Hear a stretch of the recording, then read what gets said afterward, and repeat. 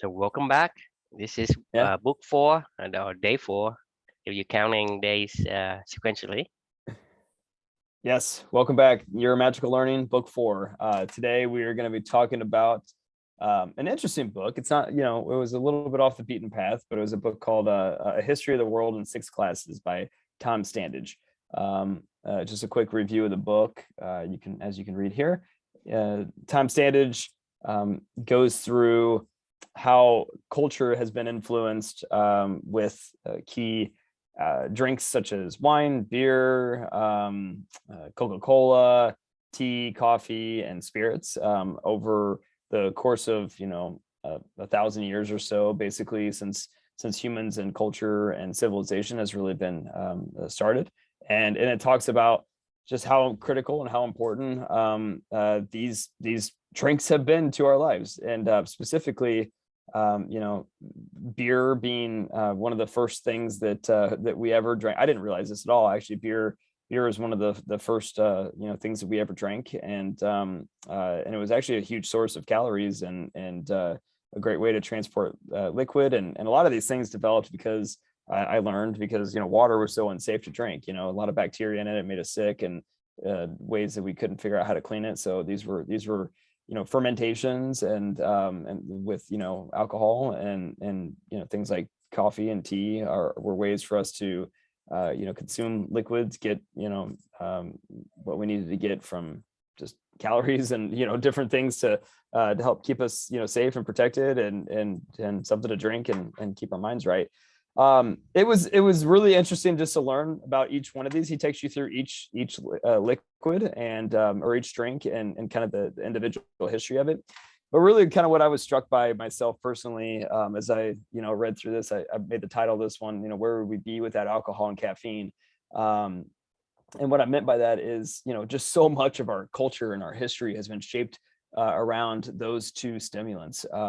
So much of it, civilization in general has been based around this. One of the things that blew my mind was half of the globalization of this world, and the British Empire and what they sailed around the world for, was what they were on the hunt for was tea, and they were on the hunt for different agricultural, different products and things like that, where they were literally exploring the world just to go find a leaf, and to go find a new source of a stimulant that they could use because they found value in it or whatever it may be. And because of that, they spread their culture around the world. They spread what they valued around the world. They spread their civilization around the world. And it was just really, really interesting to see the impact that these liquids have had on our lives in general.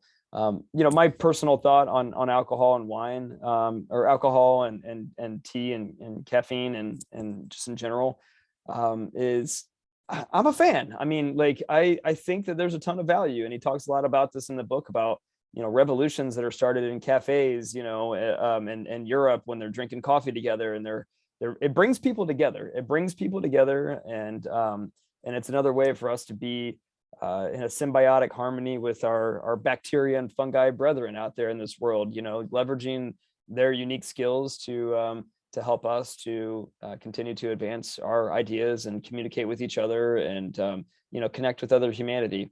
Obviously there's some bad sides of alcohol and caffeine as well. And I think my overall reflection with this is kind of everything in moderation, really, but as long as we're always staying balanced and trying to, leverage what's out there in this world, I think there was it's pretty amazing, the history of alcohol and fermentation and kind of what we've done and how it's helped to shape the world. I'll turn it over to you. That was my overall thoughts on this one. This is an interesting book. It was kind of a weird one. I found it, stumbled upon it. I'm glad I checked it out though. Yeah, so for me, it's not a book that I've read had interest in reading. But for my kind of like take on what you just said, we basically are shaped by caffeine. We are basically ingrained, our society and our culture is ingrained in having these I guess extract of whatever this is for us, and we essentially have been domesticated by them. They make us who we are, and so I think it has a practical use just because back in the old days, people don't know if some kind of liquid water is safe to drink, so they would actually ferment, and so that without that, we probably be totally completely a different species by now because Yeah, either I don't exist or you don't exist or all kind of gene don't exist just because we probably get killed off by the bacteria. So it does has that kind of a um, I guess the benefit to humanity in that sense. But at the same time, because of it's being ingrained into society in our culture, we conditions to gather, drink, some beer, some wine, some coffee, tea, whatnot, and that's what make us connect. And I think that should shape us as well. So there's multiple layers to what this thing has done for us as humanity. Um, but I think, at the same time, um, there is, I think there's a time for us to maybe move on to something new, because, there are, um, the negative side to alcohol, negative sides to caffeine. One of the reasons why I've had been an avid drinker, I drink 8 to 10 glasses of coffee, and a cup of coffee a day until I'm about 40 years old. And I read this book called, Why We Sleep. And then I suddenly quit caffeine because there is so much that I'm become dependent on this thing that I just um, be useless without. And so right. we are enslaved to these things. So these things that actually make us us, but at the same time, um, it's not all good. Right. Yeah, So that's I'll just leave it at that. Let yeah. people, if they enjoy it, that's fine. But if they don't enjoy it and they drink it for whatever other reason, I think the book Why We Sleep kind of shed a new light for me in terms of alcohol and caffeine. Yeah, no, I totally hear you on that. That's why I wrote everything in moderation is really important. And Hmm. uh, uh like the ancient Greeks, they talked about they used to have these like little gatherings that they would spout their philosophy started in Greece, and it started around wine. I mean, like Hmm. our spoken word, our all the words that we're probably talking about, and some of the ideas that are in our society now were built around wine, but they actually watered down their wine. I didn't know that. I learned that in this book. Like they knew that there was this fine balancing act between Hmm. going too far and also using the benefits of like Yes. alcohol. Same thing with a lot of other it just all comes down to balance and not and everything in moderation. It's stuff that we talk about all the time. Hmm. That's our mission in Club and right, Yeah. is to stay balanced. There's nothing wrong. As a matter of fact, if anything, the another book that I read down the road that we're going to talk about long way down the road is a book called Cooked by Michael Pollan, which is it's about a history of transformations in the world Hmm. and through cooking. And one of the topics that he goes through is fermentation. And fermentation is like the coolest thing ever, man. Like, I mean, fungi, just doing their jobs and do that. That's a part of nature's balance. Hmm. It's a way. I mean, where would we be without fermentation as a species? I don't even know. I mean, it makes food Right. transportable, makes it digest it faster and be able to get the energy that we need to get from it to actually be able to, like, do what we need to do. I mean, to your point, and you've talked about this a lot of, in our conversations about, like, bacteria and fungi, being like, we're just one big colony, kind of walking around, right? Like, well, Hmm. this is just another way for us to use the symbiosis of the universe in order for us to better ourselves. And who knows, Yes. maybe language helping when they were having a glass of wine. I don't know. I mean, but either way, it's definitely been a better thing for this world than it's been a worse thing, I think. But Yes, I I do don't agree I with you. don't disagree with that statement. The only thing I want to add to it is to caution it. Don't be enslaved to it. Don't be dependent on it. I think Yeah, enjoy the caffeine, enjoy the alcohol, moderately, just so that you get the benefit, but don't, because a lot of time, like I said, when I was drinking heavily the caffeine, when there's no caffeine, I am a useless person. And right. so I am dependent on it. We need to be interdependent and not to be dependent on something that Right. basically we are a slave to whatever that thing is, and we will do anything to get it. And Yeah. that becomes it Out kind of of bounds. Yeah. curtail our creativity, right? And Yeah. benefits that we got from it basically gets you know ruled out just because we did something stupid or something that we we should have done, Right. especially with When you alcohol. when you fine tune it all together, though, it can make magic, happen, right? Like when you Right. when you get the right amount of alcohol, caffeine, whatever, something along those lines, that's in the right situation and everybody's under control, and magic can happen, right? But if you get a little off balance, like there's like always, like just like everything in nature, if there's a tipping point, right? And Yes, there's 8 cups a day is consequences too to be much. Yeah. paid. Right. Exactly. uh, So it's an interesting book. I would say the question that I wrote at the end of this, for people to ponder is, what new best friend or brilliant idea began while drinking a cup of tea, coffee, Coke, wine, spirit. I think of all these coffee houses that we have everywhere, tea houses, bars. Like, yeah. I mean, that's just such a great place to go meet and talk to people and communicate and do what we do best, which is, Yes.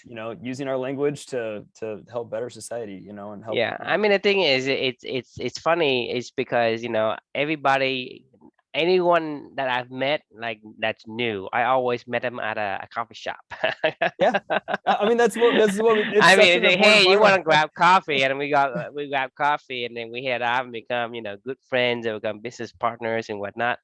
Yeah. So my go-to is, hey, Starbucks. Where's the Starbucks between me and you, and let's go get us grab a cup of coffee. Yeah. So now I just switch out over to some kind of a healthy green tea or whatever, but the caffeine I'm trying to minimize. Right. Right.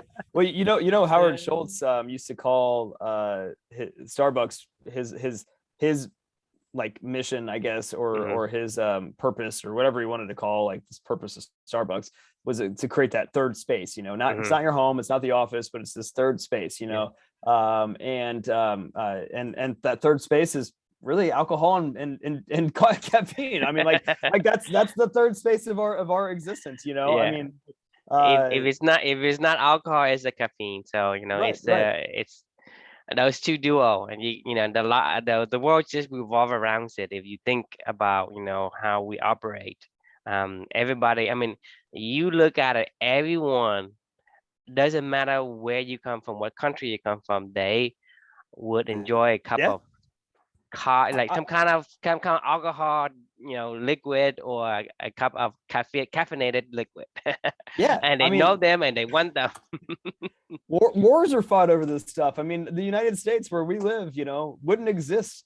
I mean, the freaking Boston Tea But Party, Boston right? Tea And that Party, all and that exactly. all happened because there was before that there was this big, like, rum revolt, basically, because they tried to tax rum, and then they tried to Hmm. they tried to keep pushing it with the tea stuff, and then the whole Boston Tea Party thing happened, and then the American Revolutionary War. I Yeah, mean, without tea, there won't be America. It won't be United States of America, right? absolutely. Okay, we The won't one have to fight for it. the one thing that I will say, before we cap this thing off, is he mentioned at the end of the book, well, Coca-Cola was kind of the only one that wasn't like, a traditional caffeine product and or alcohol product, but Hmm. that was more of like a man-made creation. But actually, I didn't know this. First off, um, Coca-Cola comes from a coca plant and a cola plant. I don't know if you know that. Like, they're both plants. Like, that's what it came from. Like, that's Hmm. that's that's why it's called Coca-Cola. I had no idea that was the case, and it was Uh-huh. powerful stimulant, obviously, for caffeine, and coca is the plant they Hmm. make cocaine with. Right. But that was a really interesting story of, like, the globalization of a commercialized product that wasn't like a natural product. It's kind Hmm. of man-made creation. So that was an interesting story to listen to. But he really kind of perked up my ears at the end of it when he talked about the one liquid that's really missing from this whole entire thing, that he thinks that will become probably the biggest player in the future is, what do you think it is? What do I think it is? Don't know.